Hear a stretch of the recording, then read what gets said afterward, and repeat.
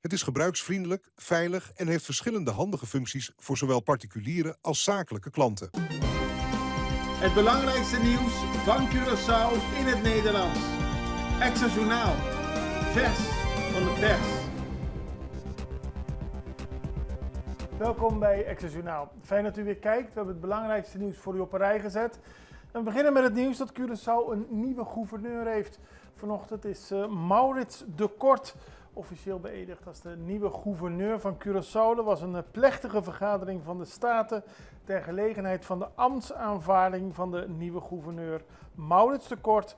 Hij vervangt Lucille George Wout, die de afgelopen 12 jaar gouverneur was op Curaçao. En de Kort is 51 jaar. Hij is nu nog hij was president van het gemeenschappelijk hof van justitie van Aruba, Curaçao, Sint Maarten en van Bonaire, Sint Eustatius en Saba. En daarvoor was hij bestuurslid van het gemeenschappelijk hof als vicepresident. Hij begon zijn loopbaan als advocaat en werkte onder meer op Curaçao, Sint Maarten en Aruba.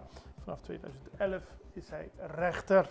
En zoals gezegd, hij vervangt Lucille George Wout na 12 jaar. De maximale periode voor een gouverneur gaat zij met welverdiend pensioen. En Maurits de Kort, nog jong, 51 jaar, staat aan een mooie taak. Alle succes. Ondernemers bedanken vertrekkend gouverneur. Dat gebeurde op de laatste dag van haar ambtstermijn. Hebben enkele Curaçaose ondernemers Lucille George Wout bedankt voor haar inzet tijdens haar ambtstermijn. Op initiatief van Ron Gomez Cáceres en Michael de Sola hebben ondernemers bij het afscheid van de gouverneur geld ingezameld om een portretschilderij van Lucille George Wout te laten maken. Dit schilderij zou uiteindelijk worden toegevoegd aan de portrettengalerij van het paleis van de gouverneur. En daarmee zetten de ondernemers een traditie sinds de jaren 60 voort. En ze bedankt haar hartelijk voor haar inzet. Onderzoek naar lekken van gegevens. Dat zei minister Charles Cooper, de minister van Financiën, gisteren tijdens een openbare vergadering van het parlement. Hij benadrukte dat er sprake is van het lekken van gegevens bij de Belastingdienst. Er zijn persoonlijke en bedrijfsgegevens op straat beland. En minister Cooper betreurt het dat in de pers namen van personen worden genoemd. Ook in rapporten van SOAB wordt er gesproken over bepaalde personen, maar dan worden de namen van de personen of bedrijven niet vermeld. Volgens minister Cooper is het noemen van de namen in de pers onaanvaardbaar en verdient het een onderzoek dat zal worden uitgevoerd. Ik betreur het ten zeerste dat een onverantwoordelijke journalist, waarbij hij de naam van de betreffende journalist noemde, zulke informatie heeft gebruikt. Dat is tegen het belang van ons land. En bovendien heeft deze persoon dit ook gedaan bij de NOS in Nederland. Ik hoop dat NOS gepaste maatregelen neemt tegen dit soort journalisten die zich bezighouden met riooljournalistiek. Al dus de felle woorden van de minister in het parlement. Hij benadrukt dat het van groot belang is om persoonlijke gegevens van belastingbetalers te beschermen. Vooruitgang mag niet ten koste gaan van mensenlevens. Minister-president Gilmar Pik-Pisas was gisteren aanwezig bij de herdenkingsceremonie van de instorting van de Koningin Julianabrug in 1967. In zijn toespraak herinnerde Pisas eraan dat 15 Curaçaose arbeiders hun leven verloren tijdens deze tragedie. Hij benadrukte dat elke vorm van ontwikkeling gepaard moet gaan met veiligheidsmaatregelen, omdat vooruitgang nooit ten koste mag gaan van mensenlevens. Na het leggen van de krans bij het monument hield premier Pisas zijn toespraak. Daarna volgden toespraken van vertegenwoordigers van verschillende vakbonden. En ook een familielid van een van de slachtoffers liet haar persoonlijke verhaal horen. MCB gaat pasjes vervangen. Het is voor veel klanten van MCB een probleem dat de pasjes die ze gebruiken niet heel blijven, soms uit elkaar vallen. Je ziet mensen met plakband in de weer. En om dat te verbeteren gaat MCB een gratis vervangingsproces voor klanten openen voor beschadigde persoonlijke en zakelijke debit- en creditcards. De kwaliteit van de kaarten voldoet niet aan de verwachtingen en MCB verontschuldigt zich voor. Vanaf 7 november begint een kosteloos vervangingsproces voor alle beschadigde kaarten. En informatie daarover staat op de sociale media van de bank. Onverwacht bezoek in de dierentuin. Nou, het is onrustig in de dierentuin. De vorige minister van Gezondheid, Natuur en Milieu, Sylvania, heeft het samenwerking met het toenmalige bestuur opgezegd. Er is nu een andere situatie. Minister Roderick Middelhoff is nu degene die in goede banen moet gaan leiden dat de dierentuin weer open gaat. En ook, zoals we gisteren melden, dat er gekeken wordt hoe het met de behandeling van de dieren is geweest in de afgelopen periode. Maar gisterochtend waren opeens verschillende mensen op het terrein van de dierentuin. Politie werd erbij geroepen en de mensen verklaren dat zij eigenaars waren van het springkussen en andere attracties in het park. Nou, de politie legde uit dat de vorige directie niet zomaar maar toestemming mag geven. Maar ja, met deze mensen werd natuurlijk gewoon gekeken en ze kregen hun spullen terug die van hen zijn. Maar tijdens de situatie werd er opeens een slang aangetroffen. Dus er werd gezocht naar de spullen, springkussen, andere daken. Er werd een slang gevonden. Er moesten natuurlijk mensen komen om te zorgen dat die slang weer veilig werd weggevoerd. Dus er is nu extra beveiligingspersoneel bij de dierentuin om te voorkomen dat een dergelijk incident zich weer gaat voordoen. Auto rijdt tegen stoplicht, dat gebeurde gistermiddag. Politie van Rio Canario moest naar de Schottegatweg ter hoogte van post 5. Een bestuurder van een Mitsubishi heeft een U-bocht willen maken, maar knalde daarna om nog onbekende redenen tegen een stoplicht. De materiële schade was aanzienlijk en ook is Forensis gekomen om aantekeningen te maken over het ongeval en een onderzoek in de zaak te starten. We gaan even naar een break. We zijn zo terug met meer nieuws. Vida te Mobilier. Ibo merece uma maneira mais fácil para atender bo assunto na bancário. Com a app no Boti Banco di Caribe, tudo custa na bo alcance. Login fácil, hace transferência rápido e bo saldo sempre na mão. Tudo em solo aplicação. Descargue voor the App Store of Google Play, registrar em diz algum passo e começar a explorar a world. Rápido, seguro e desenhar para quadra com boa necessidade. Banco di Caribe. Extra in Nederland. Van Amsterdam tot Arnhem, van Groningen tot Maastricht, Extra is erbij. Volg Extra Digitaal en blijf op de hoogte van de belangrijkste ontwikkelingen in Nederland. Extra Digitaal is te zien op verschillende platforms en kanalen zoals WhatsApp, YouTube, Facebook, Instagram en ook TikTok. Wilt u ons op de hoogte brengen van een evenement of iets doorgeven? Neem contact op via WhatsApp, e-mail, Facebook of bel gewoon 06 1364 2945. Volg of abonneer je op Extra Digitaal. Klik aan en volg ons.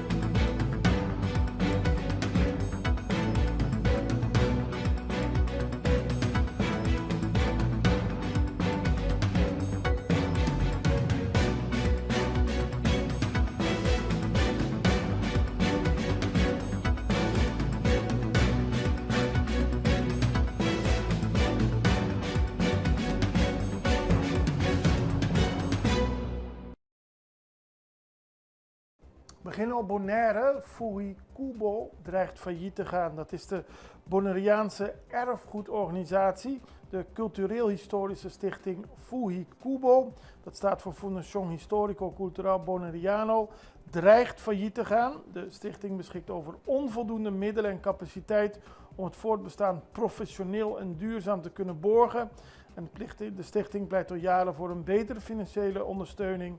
Maar eerder deze week wees de coalitie op Bonaire een amendement af dat daarvoor moest zorgen. Er zijn veel mensen in de culturele sector die boos zijn. Onder meer Boy Antoine, die jarenlang het programma Herencia maakte voor de organisatie. En ook zelf een groot voorvechter is voor het bewaren van de culturele geschiedenis van Bonaire. Maar ook cultuurpromotor Percy Pinedo op Curaçao liet weten erg boos te zijn. Wie zijn verleden verwaarloost, verliest zijn toekomst. Aldus Percy Pinedo. En we blijven op Bonaire, want daar vond gisteren een persconferentie plaats na het ministerieel vierlandenoverleg OCW op Bonaire. De ministers van Onderwijs van Nederland, Curaçao, Aruba en Sint Maarten waren aanwezig. en spraken over de voortgang op het gebied van onderwijs. Dat gebeurde in een zeer goede sfeer. De ministers die hebben verschillende aandachtspunten ondertekend, onder meer om het Strategic Education Alliance programma te verlengen tot en met 31 december 2028. Dat gaat erom om te zorgen dat studenten in het Caribisch deel van het Koninkrijk een overstap naar vervolgopleiding in een ander land makkelijker kunnen maken en beter voorbereid zijn. En dan gaat het natuurlijk ook om studenten die naar Nederland gaan. Minister Gauke Moes is de minister van Onderwijs momenteel in Nederland. Hij sprak na afloop van de persconferentie, tijdens de persconferentie, dus na afloop van het overleg, een paar mooie woorden over de bijeenkomst. Goedemiddag allemaal. Ja, waar moet ik beginnen? Wat een prachtig bezoek heb ik gehad de afgelopen 2 dagen. En het is gelukkig nog niet helemaal voorbij. Ik mag nog een tijdje genieten van dit prachtige eiland. Ik ben diep onder de indruk van dit prachtige stuk van ons koninkrijk. We hebben zojuist het 4-landenoverleg afgerond. En daarbij hebben wij 12 slotconclusies gezamenlijk afgehamerd met de plastic hamer. Erg belangrijke conclusies om te werken gezamenlijk aan de doelen en de thema's die ons verenigen. Ik noem maar even 2, maar alle 12 zijn ze natuurlijk belangrijk. Als eerste C, Strategic Education Alliance, waarbij we samenwerken aan sterker onderwijs en beter onderwijs. En vanuit de grondwaarden en de overtuiging die we allemaal hebben dat waar je ook bent in ons koninkrijk en waar je wieg ook stond, als je het privilege hebt om in het koninkrijk der Nederlanden onderwijs te volgen, moet dat een garantie zijn voor de ontplooiing van je talenten en voor zo groot mogelijke kans op succes in je leven. Verder vind ik het ook mooi om te noemen, ik hoop dat ik het goed zeg, Kibrahatcha. Het programma waarbij we werken aan meer onderwijzers en ook de kwaliteit van het onderwijs door een hele hoge kwaliteit van ons onderwijzend personeel te waarborgen. Ik vind dat een prachtig programma omdat goede docenten en genoeg docenten een absolute randvoorwaarde is voor kwalitatief hoogstaand onderwijs. En daarom ben ik daar ook erg trots op dat we dit continueren. Nou, ik ga niet alle 12 de slotconclusies bij langs, want dan neem ik te veel tijd. Maar ik wil nog wel heel graag zeggen dat ik ontzettend onder de indruk ben van deze prachtige regio. Ik werd gevraagd gisteren tijdens een heel mooi diner, een heel leuk diner waarbij ik veel mensen heb mogen leren kennen. Wat tot nu toe het hoogtepunt was van mijn bezoek. Het is het eerste bezoek wat ik als persoon, maar ook als minister maak aan deze regio en dit gedeelte van de wereld, maar ook dit stukje Nederland. En ik moest daar even over nadenken, want ik was zo geïnspireerd door alle verschillende bezoeken en alle verschillende plekken waar ik op bezoek mag komen. Uiteindelijk kon ik maar tot 1 antwoord komen. Het meest inspirerende en het absolute hoogtepunt zijn de mensen. Ik ben echt ontzettend onder indruk en diep geïnspireerd geraakt door alle mensen die hier samenwerken, samen de schouders eronder zetten. En ik ben vandaag extra trots dat ik ook onderdeel ben, inwoner ben, burger ben van het Koninkrijk der Nederlanden. Dank jullie wel. Daarna was het de beurt aan Sitré van Heidoren, minister van Onderwijs van Curaçao, die ook liet weten erg te waarderen dat er goed is overlegd tussen de ministers. Goedemiddag aan allen. Ik sluit me aan de woorden van minister Moes qua de inhoudelijke gedeelte van deze slotconclusie. Of dit deel van het Koninkrijk mooi is, dat is ook een waarheid. Voor mij is het een paradijs. Vandaar dat ik zoveel houd van deze eilanden. Ik wil de ambtenaren bedanken voor het voorwerk dat jullie hebben gedaan. Maandenlang van vergaderingen, dat we vandaag deze slotconclusie kan tekenen. En ik denk dat jullie een applaus verdienen voor wat jullie hebben gedaan. Hartelijk dank. Wij hebben als eilanden in de nabije verleden voor staatkundige structuur gekozen dat Nederlandse Antillen nu niet meer bestaat. Maar er is een historie vanuit het Nederlandse Antillen en ook vanuit het Koninkrijk dat ons bindt. En laten we die historie als basis gebruiken om te blijven samenwerken, om te blijven samen optrekken, dat wij onze landen, onze eilanden beter van dienst kunnen zijn. Nogmaals, ik dank ook collega's ministers voor deze moment. En laten wij het niet tot hier laten dat we 1 keer per jaar bij elkaar komen. Maar laten we gaan onderzoeken hoe wij meer vaak bij elkaar kunnen komen. Om van gedachten te wisselen, kennis te wisselen en vooruit te trekken. Dank u. Dan gaan we naar internationaal nieuws, want er is sprake van een aanval op de standpunten van de Verenigde Staten. Dat gebeurde bij de opening van het grote klimaatconferentie COP30. Staatshoofden en regeringsleiders kwamen bijeen in de stad Belém. De conferentie begint begin volgende week, maar er waren leiders van heel veel verschillende landen. En die gaven aan dat er meer gedaan moet worden aan de klimaatbeleid. En ze betreurden het dat Amerika niet aanwezig is. Ze noemden het een moreel falen. Zoals bekend heeft president Trump klimaatwetenschap afgedaan als oplichterij. Maar volgens de Chilese president Gabriel Boric is de president van de Verenigde Staten, heeft hij gezegd dat de klimaatcrisis niet bestaat en dat is een leugen. Ook andere landen vielen Amerika aan voor het feit dat ze niet aanwezig zijn. En de Braziliaanse president en gastheer Luiz Inácio Lula da Silva verwees naar extremistische krachten die nepnieuws fabriceren om electorale winst te behalen en toekomstige generaties te gijzelen. China, de grootste uitstoter ter wereld, was aanwezig op de top en beloofde klimaatmaatregelen te intensiveren. Er zal nog veel nieuws komen van deze klimaattop. We houden u ervan op de hoogte. Zoals bekend is de Nederlandse minister-president Dick Schoof ook aanwezig. En morgen zaterdag geeft hij een persconferentie hier op Curaçao. En dan zullen we hem spreken. En dat ziet u maandag weer bij Extra Journaal. Tot dan, het allerbeste, fijn weekend. Dag.